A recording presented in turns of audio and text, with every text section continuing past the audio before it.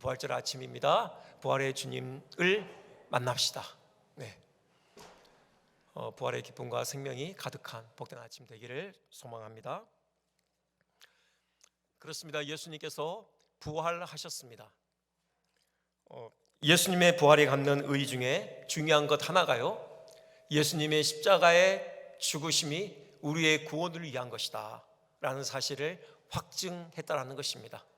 만약에 예수님께서 부활하지 않으셨다면 예수님의 십자가의 죽으심은 우리와 아무런 상관이 없는 것입니다. 그분은요, 스스로 하나님이라 참칭한 그 대가로 저주를 받아서 그냥 비참하게 생을 마감한 한 인간으로 기억됐을 뿐일 것입니다. 그러나 예수님 무덤에서 일어나셨습니다. 그리고 그 부활로 말미암아 스스로 주장하신 대로 하나님의 아들이시요 하나님이심을 입증해 내셨고요, 따라서 그분의 죽으심이 바로 우리의 구원을 위한 죽으심임을 확증하셨습니다. 이런 측면에서 예수님의 부활의 의미를 헤아리기 위해서는요, 십자가의 구속의 의미를 깊이 들여다보는 것, 이것이 필요합니다. 그래서 오늘은 이 부활절 아침에요, 우리의 시선을 예수님의 부활 사건 자체보다도 다시 한번 예수님의 십자가에 좀 초점을 맞춰 보겠습니다. 특별히 예수님께서 십자가상에서 여러분께서 아시는 대로 7마디 말씀을 하셨잖아요. 그냥 허투루 하신 말씀이 아니겠죠? 여기에는 그 십자가의 의미를 오롯이 담아내고 있는 것입니다. 그래서 예수님께서 십자가상에서 하신 그 말씀들을 숙고할 때 예수님께서 십자가에서 죽으심의 그 의미가 무엇인지를 우리가 깊이 헤아릴 수 있는 것입니다. 오늘은요, 그 중에 첫 번째 그리고 두 번째 말씀에 초점을 맞춰 보겠습니다. 먼저 첫 번째로 하신 말씀이 아버지여 저들을 사하여 주옵소서라는 그런 기도였습니다. 당신을 위해서 기도하신 게 아니죠. 지금 너무 고통 가운데 계시는데 이 고통을 좀 덜어주십시오 라든가 빨리 이 고통 끝내고 생을 마감하도록 숨이 끊어지게 해주십시오, 뭐 이런 기도도 아니었습니다. 예수님을 사랑하는 사람들이 거기 있었어요. 특별히 여인들이요. 그들은 예수님을 지극히 사랑했죠. 그래서 예수님이 그렇게 처참하게 지금 돌아가시는 그 장면을 지켜보면서요, 그들은 깊은 슬픔 가운데 가슴을 치면서 눈물을 흘렸습니다. 그들을 보시면서 저들의 마음을 위로해 주십사, 그렇게 기도한 것도 아니에요. 저들을 사하여 주옵소서, 지금 사죄를 강구하고 있는데요, 그때 그 저들이 누구냐? 바로 예수님을 십자가에 못 박은 자들입니다. 거기에는 로마 군인들이 있죠. 그들이 직업상 어쩔 수 없이 하기 싫은 일을 했느냐? 그거 아닌 것 같아요. 그들은 예수님을 십자가에 못 박고 그렇게 매다는 데 있어서 전혀 양심의 거리낌을 느끼지 않았습니다. 그들은 그런 폭력을 즐겼던 자들인 것 같아요. 그 하나의 예가 그렇게 예수님을 십자가에 매달아 놓고요, 예수님께로부터 벗긴 그 옷들을 서로 차지하기 위해서 제비를 뽑습니다. 그 예수님 밑에서 그분 입으셨던 옷을 자기들이 서로 차지하겠다고 제비를 뽑아요. 마치 전쟁에서 승리한 그 군인들이 패배한 그 사람들의 옷을 노략물로 취하는 것처럼 그렇게 의기양양하여서 예수님의 옷을 취하는 것이죠. 또 사람들이 예수님을 조롱하고 모욕했거든요. 또 거기에 동참합니다. 이들이 그렇게 예수님께 외치죠. 네가 만일 유대인의 왕이면 네가 너를 구원하라, 이렇게 조롱해요. 이들을 위해서 기도하신 거고요. 또 거기에 한 무리 중에 군중들이 있었는데 이들은 참 부하내동했던 자들이에요. 예수님께서 예루살렘 성에 입성하실 때요, 이들은 손에 종려나무를 가지고 열렬히 예수님을 환호했습니다. 그런데요, 그들이 예수님께 기대하던 그 세속적인 기대가 충족되지 않는 것을 보자 그들은 돌변했죠. 거기다가 그 종교 지도자들의 회유가 더해졌어요. 이들이 호산나 다윗의 자손이요, 그렇게 환호의 외침을 외쳤는데 그 외침이요, 저를 십자가에 못 박아라 라는 이런 저주의 외침으로 바뀌어버리는 겁니다. 이런 자들을 위해서 또 예수님께서 기도하셨던 것입니다. 이 사죄의 기도가요, 더더욱 위대하게 여겨지는 그 배경이 있습니다. 지금 예수님의 온몸을 휘감고 있는 그 극심한 고통을 생각해 보십시오. 지금 예수님께 가해지는 고통은요, 우리의 상상을 초월하는 고통이었을 것입니다. 이미 채찍에 맞으셨죠? 그 당시에 이 채찍질은 가죽끈으로 되어 있는데요, 39가닥 정도가 이어져 있습니다. 그 가닥가닥마다 날카로운 뼈조각, 쇠구슬들이 달려 있어요. 그것으로 군인들이 힘껏 내리치는 거예요. 그러니 군데군데 예수님의 살점이 뜯겨져 나가는 것이죠. 이렇게 채찍질이 끝났을 때요, 이미 예수님의 온몸은 만신창이에 피투성이가 되어 있었던 것입니다. 기진하셨어요? 그 골고다 언덕까지 십자가 가로대 메고 올라가셔야 되는데 못 하시는 거예요. 그래서 구레네 시몬이 예수님 대신 십자가를 져야만 했던 것입니다. 그리고요, 양 손목과 발목이 대못에 박힌 채 십자가에 매달려 있게 되면 호흡 자체가 아주 극심한 고통을 가져옵니다. 여러분 생각해 보세요. 지금 양 손목이 십자가에 매달려 있습니다. 무게 때문에 처지죠. 그러면 횡격막이 압박을 받아서 강제로 숨을 들이키게 돼요. 그러니 본능적으로 숨을 내쉬기 위해서 몸을 일으키는 겁니다. 그때 그 손목과 발목에 가해지는 고통 상상이 되십니까? 살이 찢어지고 뼈가 으스러지는 그런 고통이 가해지는 것입니다. 이걸 숨이 끊어지는 그 순간까지 반복하는 거예요.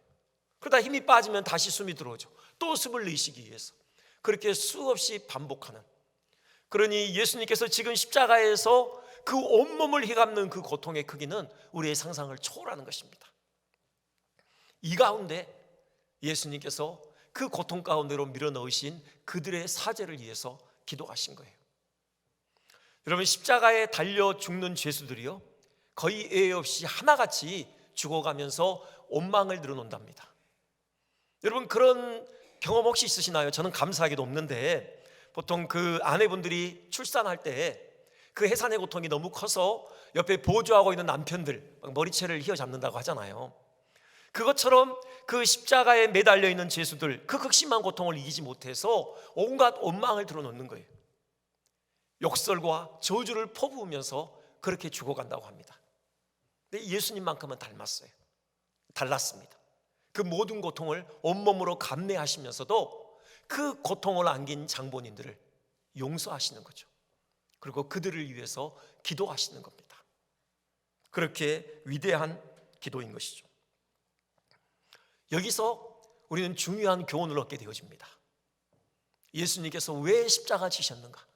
예수님께서 왜 그렇게 처절하게 십자가에서 죽으셔야만 하셨는가? 그 목적이 무엇인가? 그것은 바로 우리의 사죄를 위해서입니다. 우리의 죄의 용서를 위해서입니다. 너무나도 분명하게 말씀하시지 않습니까? 그렇게 십자가에 달려 죽으시면서 그렇게 당신을 십자가에 매단 그 사람들을 위해서 사죄를 구하신다는 것은 바로 십자가에 달려 죽으심의 이유가 우리의 죄 용서를 위함이다. 이것을 너무도 분명하게 말씀하고 있는 것입니다. 우리 또한 하나님께 반역을 일삼은 자들입니다. 여러분, 죄의 성격을 깊이 들여다보면은 죄는 다 하나님께 대한 반역의 성격을 갖는 것을 알 수 있습니다. 아담이 지은 인류의 첫 번째 죄악 한번 생각해 볼까요? 하나님께서 먹지 말라고 명하신 선악을 알게 하는 나무를 먹었습니다. 그 행위에 담겨있는 근본 동기가 무엇입니까? 스스로 하나님이 되고자 한 것입니다. 사탄이 그렇게 유혹하죠. 창세기 3장 5절입니다. 너희가 그것을 먹는 날에는 너희 눈이 밝아져 하나님과 같이 되어. 바로 이 유혹에 넘어갔죠. 곧 선악을 알게 하는 나무를 먹은 것은요, 더 이상 하나님을 하나님으로 인정하지 않겠다라는 것입니다. 이제 스스로 하나님이 되고자 했던 것이죠. 이런 하나님께 대한 반역이 바로 인류의 최초의 죄악이었고, 그 이후에 지어지는 모든 죄악들은 하나님께 대한 반역의 성격을 갖는 것입니다. 대부분 이 자리에 앉아 계신 분들 자녀가 있으실 것입니다. 한번 생각을 해봅시다. 만약에 우리 자녀가요, 부모의 말을 듣지 않는데 단지 불순종하는 그 수준을 넘어서서 이렇게 대든다고 생각을 해보십시오. 아니, 엄마 아빠가 뭔데 나한테 이래라 저래라 하나요? 이렇게 대들면서 불순종하는 것입니다. 여러분, 그때 부모로서 어떤 마음이 드시겠습니까? 화도 날 것이고요, 배신감이나 비애 같은 것도 느껴질 것입니다. 아담이 선악과를 먹은 행위가 바로 그렇게 하나님께 대든 행위입니다. 하나님, 당신이 뭔데 나한테 이래라 저래라 하는 것입니까? 내가 왜 당신의 말에 순종해야 되죠? 하나님의 권위를 철저히 무시한 것이고 되려 자기가 하나님이 되고자 했던 것입니다. 이것에 대한 하나님의 심정이 어떻겠습니까? 단지 자녀가 부모의 권위를 무시하는 정도를 넘어섭니다. 우리는 피조물 아닙니까? 하나님 우리의 창조주이십니다. 피조물인 우리가 창조주 하나님을 인정하지 않겠다, 우리가 스스로 하나님이 되겠다. 여러분, 이 행위에 대한 하나님의 마음이 어떠했겠습니까? 이것은 하나님께 큰 모욕을 안긴 행위입니다. 여러분, 그렇기 때문에 이 반역에 대한 대가는 죽음입니다. 하나님께서 선악과 금령을 내리시면서 이어서 하시는 말씀이 죽음에 대한 경고예요. 창세기 2장 17절, 선악을 알게 하는 나무의 열매를 먹지 말라. 네가 먹는 날에는 정령 죽으리라. 하나님의 권위를 무시하고 하나님께 반역한 자가 어찌 살 수 있겠습니까? 그 대가는 반드시 죽음일 수밖에 없는 것입니다. 그러니까 지금 예수님께서 저들을 사하여 주옵소서라고 기도할 때 그 기도의 대상에도 바로 우리가 포함되어 있었다는 말씀입니다. 지금 예수님을 십자가에 매달아 놓고 온갖 조롱과 욕설을 퍼붓는 그 무리들 가운데 우리도 속해 있었다는 것이에요. 그리고 주님께서 우리를 위해서 죄사함의 간구를 하나님께 드리고 있었다는 것입니다. 예수님은 단지 용서를 위해서 기도하신 것만이 아닙니다. 실제로 그 용서를 현실화하기 위해서 그분이 십자가에서 아낌없이 당신의 피를 흘리신 것입니다. 당신의 생명을 내어놓으신 것이에요. 그리고 죽으신 지 3일 만에 다시 살아남으로 예수님의 죽음이 바로 우리의 죄사함을 위한 죽음이었음을 확증하신 것입니다. 예수님의 죽으심으로 우리의 모든 죄가 사해졌음을 확증하신 것입니다. 지난 주간 새벽 예배 때 말씀드렸는데요, 예수님의 생명은 우리 모든 사람의 생명을 합친 것보다 훨씬 더 가치롭고 보배롭습니다. 단지 양적인 문제가 아니죠. 질적인 문제고요, 이것은 차원이 다른 것입니다. 마치 이런 거죠. 우리 중에 우리 자녀의 목숨을 호박 100만 개와 맞바꿀 사람은 아무도 없을 것입니다. 아니, 호박 1000만 개를 갖다 준다고 해도 우리 자녀의 목숨과 바꾸지 않을 거예요. 왜입니까? 우리 자녀의 생명이 그것들보다 훨씬 더 소중하고 보배롭기 때문이죠. 마찬가지로 창조주이신 예수님의 생명은 우리의 모든 생명을 합친 것보다 더 가치로운 생명입니다. 그렇기 때문에 예수님께서 십자가에서 당신의 생명을 내어주시면 우리가 하나님께 반역한 그 반역의 값으로서의 모든 죽음을 상쇄하고도 남는 것입니다. 다시 말씀드리면 예수님께서 흘리신 그 피 한 방울은 우리가 지은 모든 죄를 다 씻고도 남는 능력이 있다라는 말씀입니다. 그렇게 예수님의 십자가로 우리 모든 죄가 다 씻어졌습니다. 이 주님께서 십자가로 이루신 용서와 사죄의 은혜를 깊이 받아들이시기 바랍니다. 이 주님의 용서의 은혜가 우리 영혼을 감쌀 때 우리도 주님처럼 용서를 실천하게 될 것입니다. 우리를 억울하게 모함하고 치명적인 손해를 입힌 그 누군가를 위해 우리도 진정 마음으로 용서하고 그의 사죄를 위해 기도하게 될 것입니다. 여러분, 예수님의 용서는 무조건적이었습니다. 어떤 조건도 붙어 있지 않았습니다. 우리가 먼저 예수님께 눈물 콧물 쏟아가면서 용서해 달라고 간구하시자 그때 비로소 예수님께서 십자가 올라가신 것 아닙니다. 그 전에 예수님께서 스스로 십자가 아래 달리셨던 것입니다. 여기서도요, 이들이 예수님께 사죄를 구하기 때문에 예수님께서 그들의 사죄를 위해서 기도하고 있는 것이 아닙니다.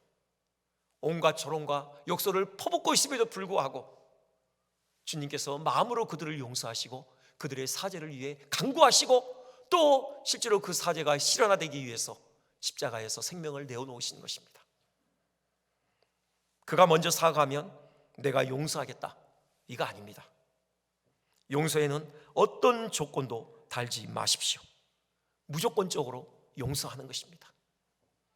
물론 사회적인 차원에서는요, 공의의 문제가 결부되어 있기 때문에 달리 적용돼야 하겠지만 우리 개인적인 인간관계에서는 용서에는 어떤 조건도 없는 것입니다. 그리고 용서의 시제는 현재형이어야 합니다. 나 일주일 동안 기도해 보고 하나님께서 은혜 주시면 그때 용서하겠습니다. 아닙니다. 지금 당장 용서하는 것입니다.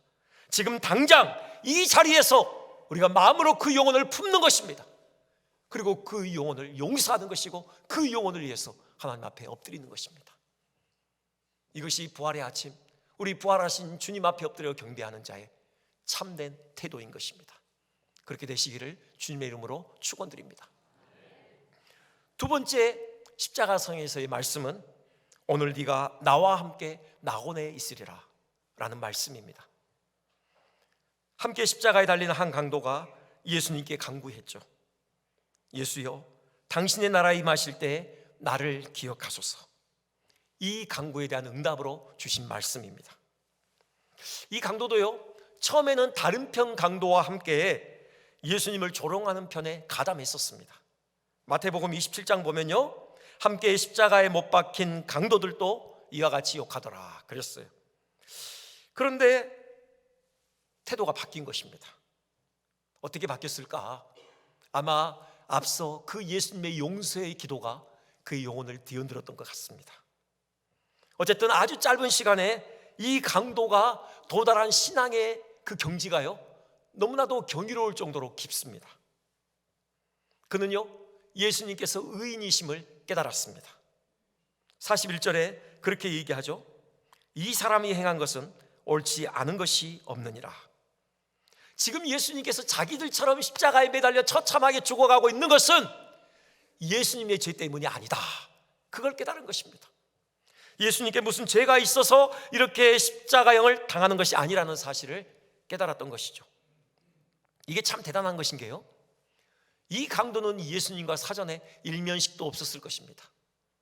그러니까 예수님의 말씀을 듣고 예수님의 그 행적을 보면서 그분의 그 고귀하신 인격에 감탄한 적이 한 번도 없다라는 말씀입니다.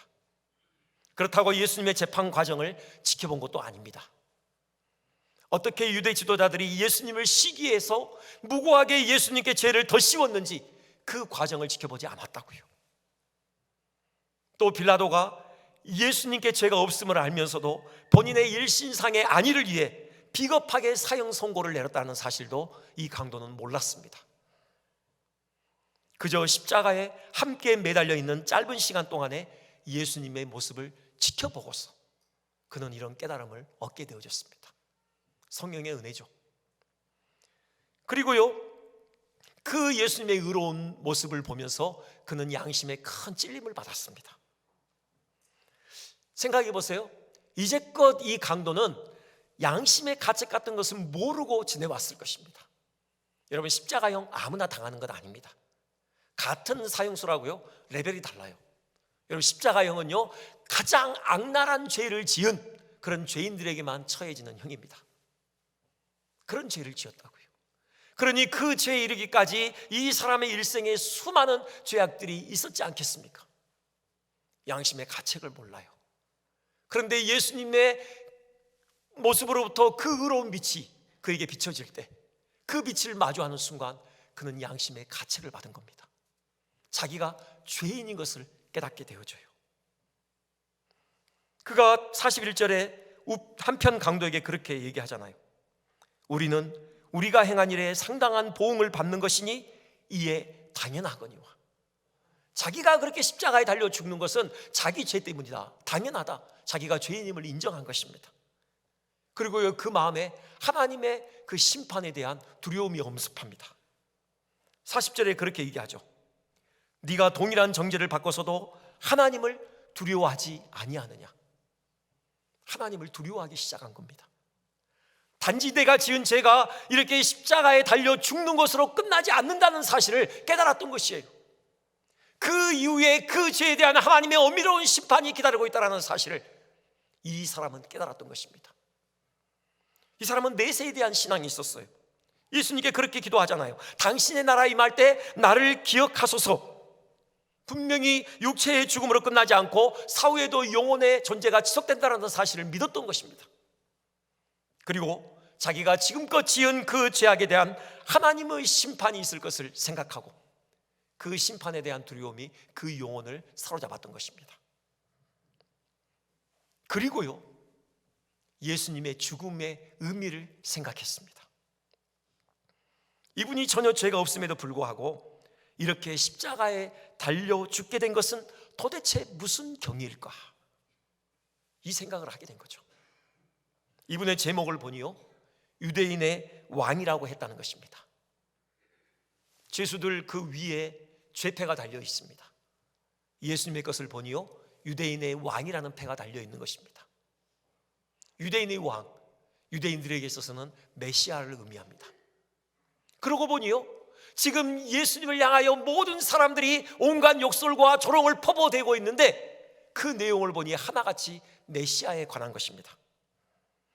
네가 만일 하나님의 택하신 자 그리스도라면 남을 구원하기 전에 네 자신부터 구원해야 할 것 아니냐? 어디 십자가에서 한번 내려와 봐라. 그래서 네가 그리스도라는 사실을 우리에게 입증해 봐라. 이 강도는요, 이분이 정말 메시아일 수 있겠다라는 생각을 했습니다. 이분이 정말 하나님께서 택하신 그리스도일 수도 있겠다라는 생각을 한 거예요. 그렇다면 지금 이분이 나라를 세우기 위해서 죽는 것입니다. 그리고 이분이 세우는 나라는 세상 나라일 수는 없습니다. 세상 나라를 세우려면 이렇게 무기력하게 죽어서는 안 되는 것입니다. 이렇게 죽음을 통해 세워지는 나라는 세상 나라가 아니라 바로 하나님의 나라라는 것입니다. 그렇다, 이분은 지금 하나님의 나라를 세우기 위해 기꺼이 죽음을 감내하고 있는 것이다, 이런 놀라운 깨달음에 이르렀다고 볼 것입니다. 그래서 이렇게 예수님께 간구하는 것입니다. 예수여, 당신의 나라에 임하실 때 나를 기억하소서. 여러분, 정말 놀랍지 않습니까? 어찌 이런 신앙의 경지까지 이르게 되었는지 정말 놀랍습니다.